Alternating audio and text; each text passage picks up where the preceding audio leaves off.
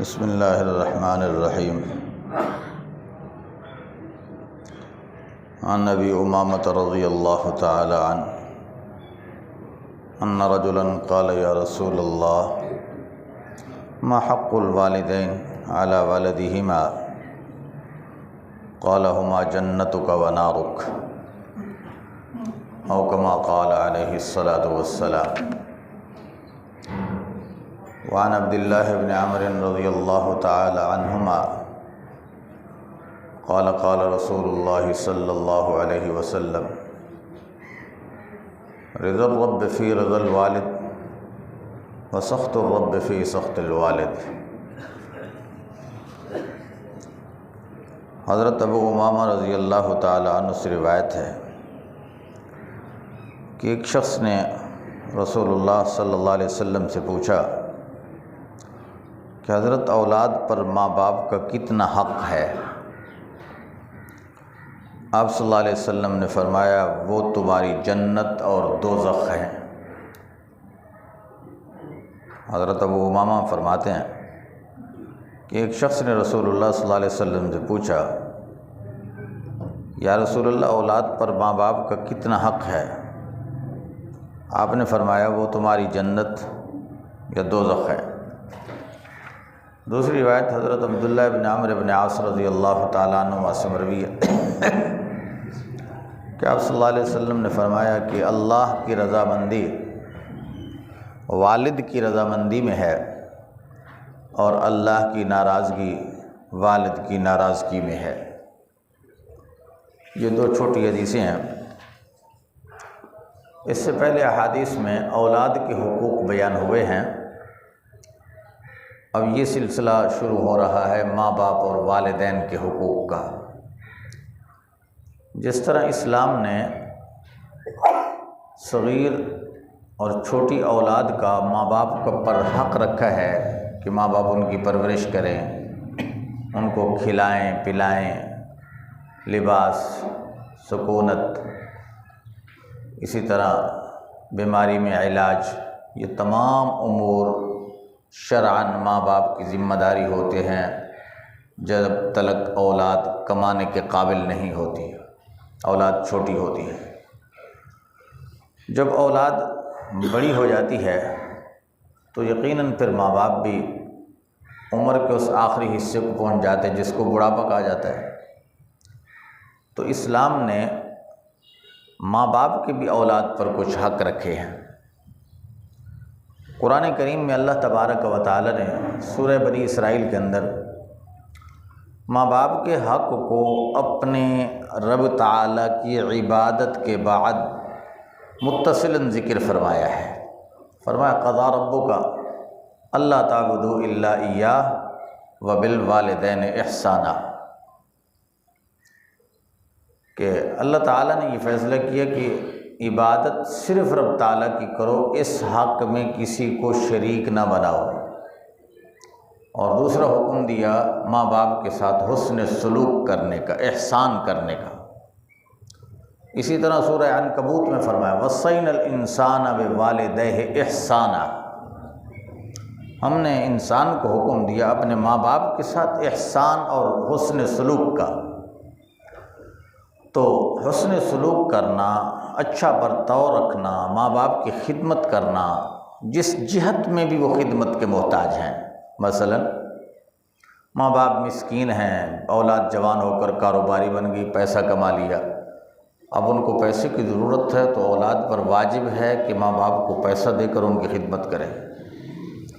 اگر ماں باپ بیمار ہیں تو اولاد پر واجب ہے کہ ماں باپ کا علاج کروائے، ان کے لیے خوراک کا بندوبست کرے، ان کی ضروریات زندگی کی کفالت کرے۔ یہ اولاد کے ذمہ واجب حقوق ہے۔ اور بولنے چالنے میں، حسن سلوک میں، اپنا برتاؤ میں ماں باپ کے ساتھ اچھا برتاؤ کریں۔ لا تقل لهما اف، قرآن کہتا ہے ماں باپ میں سے کسی کو پالو تو کبھی ان کے سامنے اف نہ کرو۔ اف یہ سب سے ہلکا ایک کلمہ قرآن نے ذکر کیا ہے، مراد اس سے یہ ہے کہ ہر وہ عمل یا ہر وہ بات جس عمل اور بات سے ماں باپ کو تکلیف ہوتی ہو، ہر ایسے عمل سے پرہیز کرو، ہر ایسی بات سے پرہیز کرو۔ آج تو میرے بھائیوں ہمارے معاشرے میں اتنا بڑا المیہ ہے کہ نوجوان اولاد ہے، بیٹا ماں باپ پہ جوتا برسا رہا ہے، باپ کی داڑھی نوچ رہا ہے، دھکے نیکل گھر سے باہر سے نکال رہا ہے۔ یہ سارا کچھ اسلام اور اللہ تبارک و تعالیٰ کے دین و شریعت کے اعتبار سے یہ ناجائز اور حرام کام ہے۔ تو جو انسان ماں باپ کے ساتھ حسن سلوک کرتا ہے، پھر جب قبل یہ باپ بنے گا، اس کی اولاد ہوگی، تو اس کی اولاد بھی اس کے ساتھ اچھا حسن سلوک اور برتاؤ کرے گی۔ اور جو کوئی اپنے ماں باپ کے ساتھ نافرمانی، بد اخلاقی کا مظاہرہ کرتا ہے، تو وہ یاد رکھے کہ ماں باپ کے ساتھ بدسلوکی کا انجام اور عوض اللہ تعالیٰ ادھار نہیں چھوڑتے، اس کا بدلہ دنیا میں مل جاتا ہے اس بندے کو۔ اپنی اولاد کی طرف سے اس کے ساتھ وہ سلوک ہوگا، وہ نتیجہ ملے گا، کچھ بھی ہو جائے۔ اس لیے انسان کو چاہیے کہ اپنے ماں باپ کے ساتھ اس نے سلوک کرے۔ اب یہ جو حدیث پہلی حضرت ابو حمامہ نے ذکر کی ہے کہ حضور نے پوچھا کہ یا رسول اللہ، ماں باپ کا کتنا حق ہے؟ فرمایا کہ آپ کے ماں باپ یا آپ کے لیے جنت ہیں یا آپ کے لیے جہنم ہے۔ اگر آپ نے ان کی اطاعت کی، خدمت کی، ماں باپ کو راضی رکھا، تو ان اعمال کے نتیجے میں آپ کے لیے وہ جنت ہے، جنت جانے کا ذریعہ ہے۔ اگر آپ نے ان کے ساتھ حسن سلوک نہیں کیا، ان کی حق تلفی کی، ان کو ناراض کیا، ان کو ایذا اور تکلیف پہنچائی، تو پھر ان کی تکلیف تمہاری اخروی جہنم کا باعث ہے۔ تو انسان کے لیے دنیا میں جنت یا جہنم کمانے کا ایک بڑا ذریعہ ماں باپ ہے، لیکن ایک اصول یاد رکھیں کہ ماں باپ کے ساتھ حسن سلوک کرنا، ان کی اطاعت اور فرمانبرداری کرنا ایک حد تک ہے۔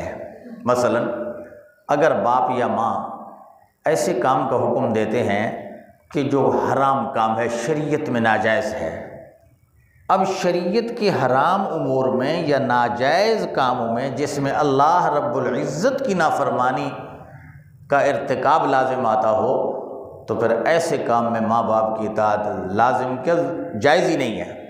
خود قرآن نے کہا ہے ان جاہداک علی ان تشرک بی ما لیس لک بہ علم فلا تطعہما،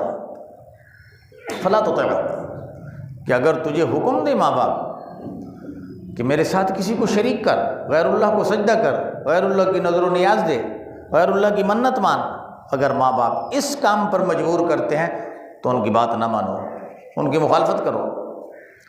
تو اللہ کے احکام کی مخالفت میں ان کو کوئی حکم ہے تو پھر اطاعت جائز نہیں ہے۔ یہ رسول اللہ صلی اللہ علیہ وسلم نے ضابطہ دے دیا ہے، لا طاعت لمخلوق فی معصیۃ الخالق، کہ مخلوق کے وہ حکمران ہو، حاکم وقت ہو، استاد ہو، مرشد ہو، باپ ہو، ان سب کی اطاعت اس وقت تک جائز ہے جب تک شریعت کے دائرے میں ہو۔ شریعت کے خلاف کسی بات کا حکم دے، حاکم وقت ہے تو اس کی بھی اطاعت نہ کرو۔ ماں باپ ہیں تو ان کی بھی اطاعت جائز نہیں ہے، استاد اور مرشد ہیں تو ان کی بھی اطاعت جائز نہیں ہے۔ اطاعت کا ایک دائرہ ہے۔ اس لیے فرمایا کہ اگر ان کی امور میں اطاعت کر کے ان کو راضی کرو گے تو تمہارے لیے جنت ہے یا پھر جہنم ہے۔ دوسری حدیث میں آپ نے فرمایا کہ والد کی رضامندی یہ سبب ہے اللہ کی رضامندی کا، یا دوسرے الفاظ میں یوں سمجھیں کہ جس کے ساتھ دنیا میں والد راضی ہے، آپ نے فرمایا اس کے ساتھ رب بھی راضی ہے، اور جس کے ساتھ دنیا میں والد ناراض ہے اس کے ساتھ رب بھی ناراض ہے۔ اب رب کو جو شخص راضی کرنا چاہتا ہے اس کو چاہیے کہ پہلے اپنے باپ کو راضی کر لے، پہلے اپنے باپ کو راضی کر لے۔ والد راضی ہوگا تو رب تعالیٰ راضی ہو جائیں گے۔ اگر والد کو ناراض کر کے دنیا سے رخصت کیا تو پھر رب کی رضا جو ہے نا یہ بھی مشکل ہے۔ اللہ تعالیٰ سے دعا ہے اللہ ہمیں اپنے والدین کا احترام نصیب فرمائے، ان کی خدمت کی توفیق عطا فرمائے، اور ان کو حدود شریعت کے مطابق راضی رکھنے کی توفیق عطا فرمائے۔ آخر دعوانا الحمدللہ رب العالمین۔